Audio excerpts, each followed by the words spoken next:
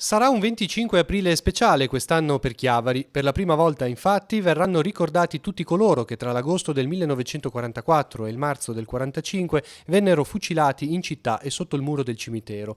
Agli studenti del liceo artistico Luzzati è stata affidata la realizzazione di un pannello celebrativo con i nomi dei caduti. Sono 26 caduti, fucilati per rappresaglia, caduti perché erano renitenti alla leva o erano disertori, non erano in regola, non erano sotto il fascio, erano antifascisti, per cui sono stati presi e per rappresaglia fucilati lì, tra i quali c'è anche Don Bobbio. Lo scopo è quello di far sapere che finalmente ricordiamo anche le vittime innocenti di quel periodo, caduti senza nessuna colpevolezza particolare. Questo il programma di giovedì. Tra le 7.30 e le 9 saranno deposte le corone alle lapidi e ai cippi. Alle 9.30 il vescovo celebrerà la messa in cattedrale. Seguirà il corteo sino in piazza Roma, dove alle 10.45 ci sarà l'alzabandiera.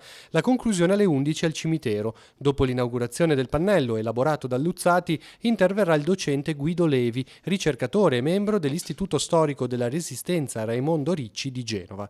Alle 17 all'Auditorium San Francesco lo spettacolo con gli studenti del Conservatorio di La Spezia e gli attori della compagnia Cattivi Maestri di Savona. L'ANPI invita tutti a partecipare e a fare memoria per combattere la crescente indifferenza di oggi. Siamo in un clima difficile, un po' confusionario, però dobbiamo dire e dobbiamo sottolineare che per virtù della Costituzione noi siamo 74 anni che siamo senza una guerra in casa e continuiamo a rispettarla perché l'articolo 11 della Costituzione dice che l'Italia rifugge la guerra.